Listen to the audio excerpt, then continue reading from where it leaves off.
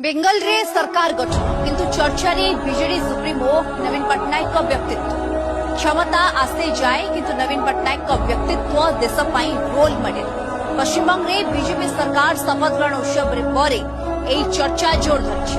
पराजय परे मुख्यमंत्री पदरु ममता बनर्जी इस्तीफा न देबा जनमत को स्वीकार न करिबा शपथ ग्रहण उत्सव रे शामिल न हेबा आदि घटना नवीन बाबूंको गरिमामय विदायर से अभूला दृश्य पुणी थरे ताजा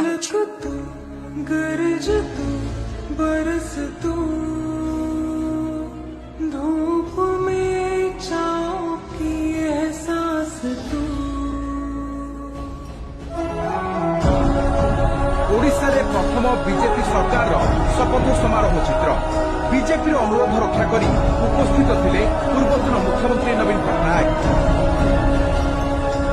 पर यह राजनीतिक इतिहास सबुठारु स्मरणीय दृश्य हो रही। 24 वर्षर मुख्यमंत्री थिले नवीन। क्षमता जीवा परे से आदौ विचलित होई नथिले बरं लोकमत को सम्मान जणाइथिले। बीजेपी प्रथम मुख्यमंत्री मोहन माझी शपथ ग्रहण उत्सव में नवीन को उपस्थिति प्रमाण करथिला व्यक्तिगत बा दलगत विद्वेष अपेक्षा गणतांत्रिक अनुष्ठान सम्मान तांको पाई बड़। एही भावमूर्ति सारा देश में प्रशंसित होइतिला।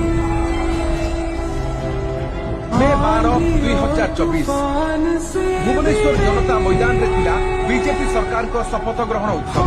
प्रधानमंत्री आरंभ कर बीजेपी शासित राज्यर मुख्यमंत्री केंद्र मंत्री उपस्थित थिले किंतु आकर्षण केन्द्रबिंदु साजिले बीजेडी सुप्रीमो नवीन पट्टनायक। स्टेज रे नवीन पहुंचवा पर बीजेपी केंद्रीय नेता माने पांचोटी लेथिले।